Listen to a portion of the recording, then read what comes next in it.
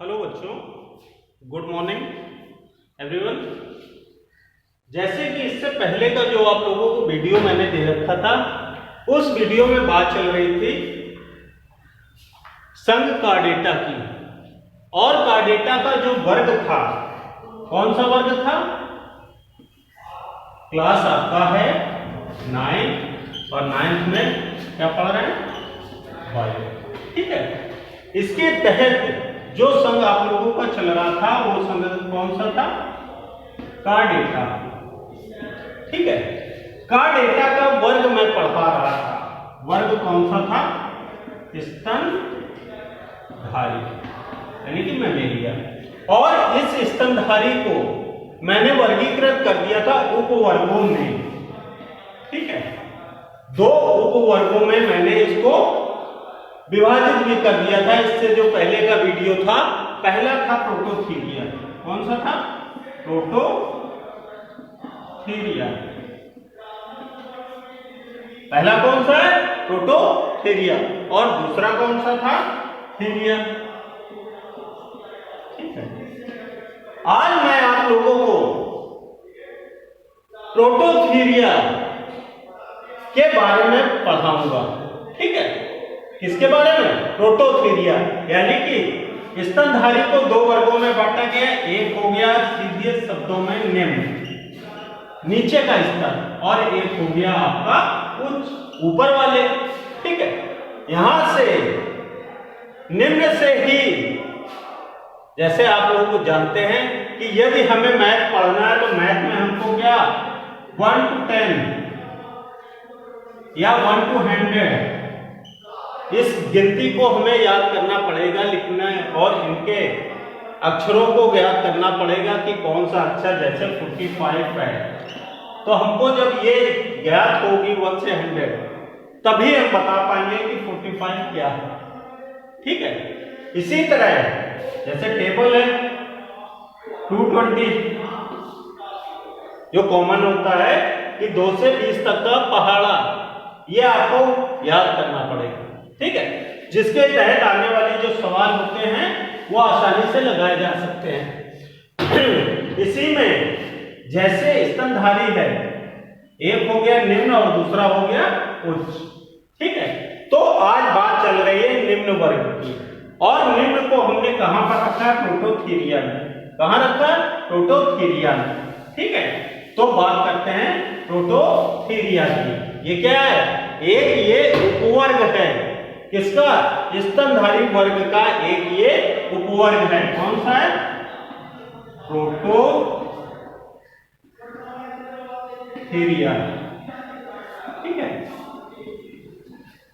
अब इसके जो लक्षण हैं, वो कौन कौन से हो सकते हैं? ठीक है, एक तो सबसे पहली चीज मैंने उस दिन आप लोगों को बताया था कि ये अंडज होते हैं, जरायुज नहीं है, ये अंडज होते हैं, फिर भी स्तनधारी है। इनके बाकर्ण नहीं होते हैं, लेकिन फिर भी स्तनधारी है। क्यों स्तनधारी है? तो इनके जो प्रमुख लक्षण हैं वो आप लोगों को आज मैं दिखा देता हूं। प्रमुख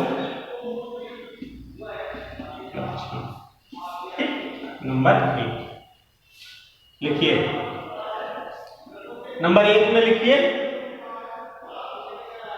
शरीर का ताप बदलता रहता है। किसका? शरीर का ताप बदलता रहता है। ठीक है, शरीर का इनका जो तापमान होता है वो क्या होता है? निरंतर बदलता रहता है, कम ज्यादा होता रहता है। अब कॉमा करके आगे लिखें, इनके बाह्यकर्ण नहीं होते हैं।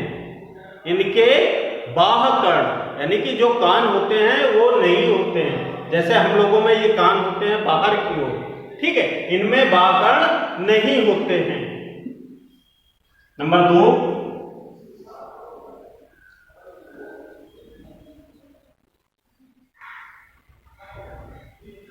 सक्रिय स्तन ग्रंथियां तो होती हैं।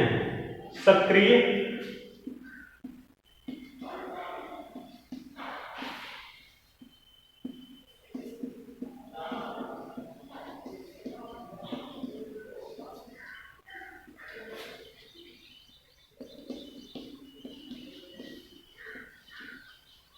परंतु सक्रिय स्तन ग्रंथियां तो होती हैं, परंतु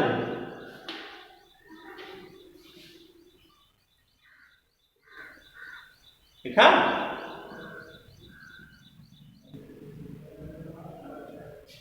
सूचक नहीं होते, सूचक नहीं होते।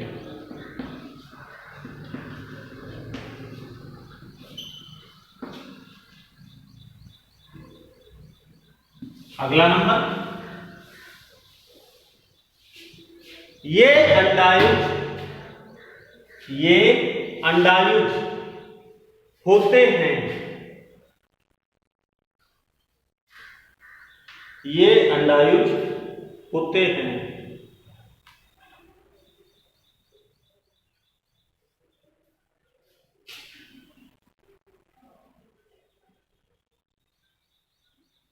इनमें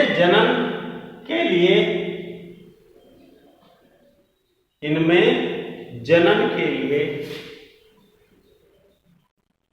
अवस्कर द्वार होता है।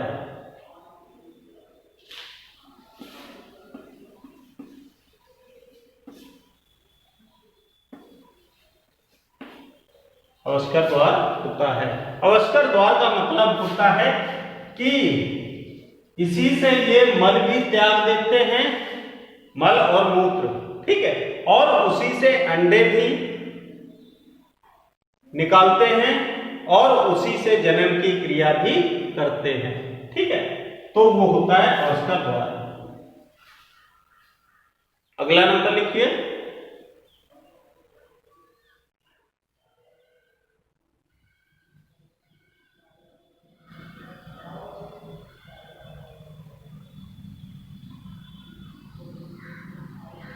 इनके अंडे योग युक्त, इनके अंडे योग युक्त दृढ़ कवच में बंद रहते हैं,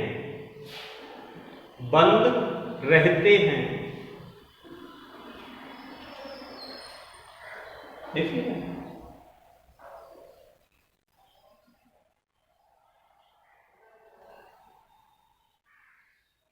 इनके कुछ, इसी के आगे लिख देना, इनके कुछ लक्षण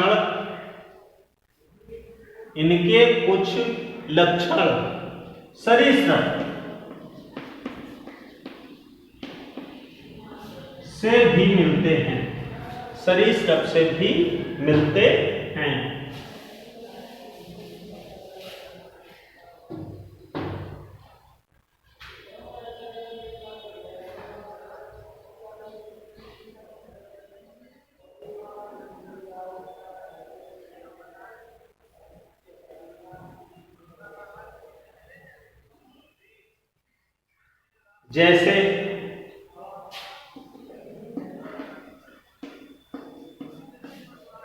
जैसे में फॉर एग्जांपल आप लिख लीजिए, ठीक है। कांटेदार कीट भक्षी, कांटेदार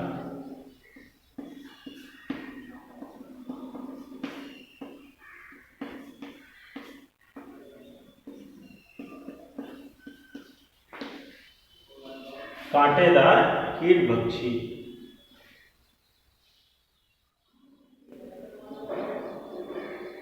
टैकीग्लॉसस,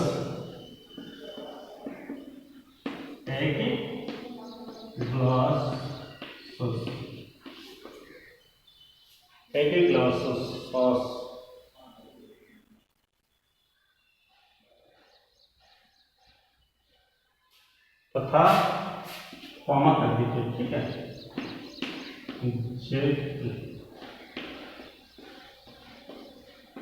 ग्लॉसस सच कर दीजिए, ठीक है। टैकीग्लॉसस, जग ग्लॉसस,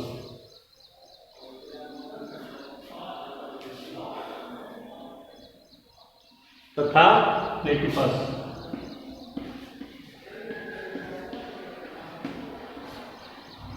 इसको कहा जाता है बतख चोंचा, इसकी चोंच बतख की तरह होने के कारण इसको बतख चोचा भी कहा जाता है। ठीक है, ये इसके लक्षण हैं। अब जैसे कि आप लोगों को मालूम है, अब ये स्तनधारी क्यों है, इस पर टॉपिक लेते हैं। सबसे पहली चीज तो मैंने कहा कि स्तनधारियों के जो लक्षण होते हैं, ठीक है, यानी कि शरीर के बाहर स्तन ग्रंथियों का पाया जाना।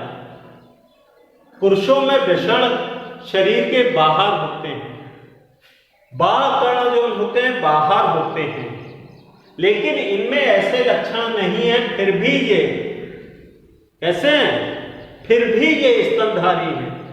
और क्यों स्तनधारी हैं? इनकी ज्यादा करके जितने आप लोगों के, जैसे मैंने इसके 3 पार्ट किए थे, ठीक है, कौन कौन से 3 पार्ट मैंने बताए थे आप लोगों को?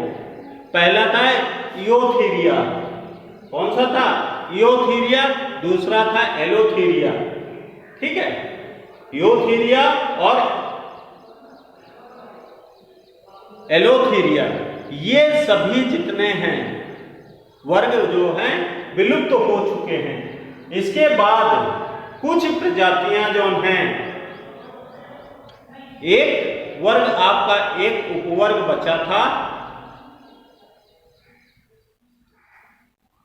ऑर्निथोडोल्फिया, कौन सा था?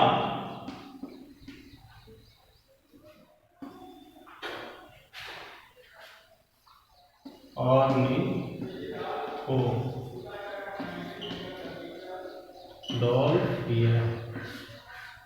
ये वर्ग आपका बचा था, ठीक है। इस वर्ग के कुछ जंतु जो अभी मैंने आपको नाम लिखा है, ठीक है, ये इस वर्ग के बचे हुए हैं। अब इनमें होता क्या है कि जो उदर गुहा होती है इन जंतुओं की, कौन सी? उदर गुहा, ठीक है, जो हम लोगों के पेट का हिस्सा होता है वो भी उदर गुहा कहलाता है। इस उदर गुहा में अंदर की ओर, सपोज दैट मान के चलते हैं कि ये एक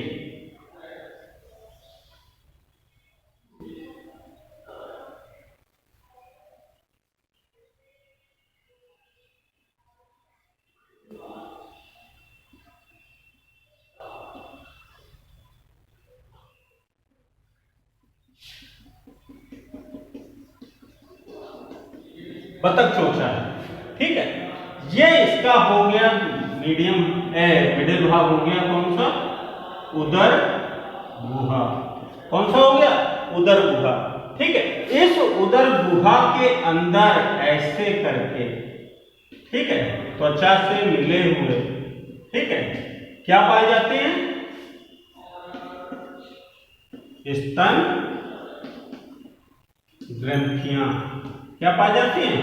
स्तन की ग्रंथियां।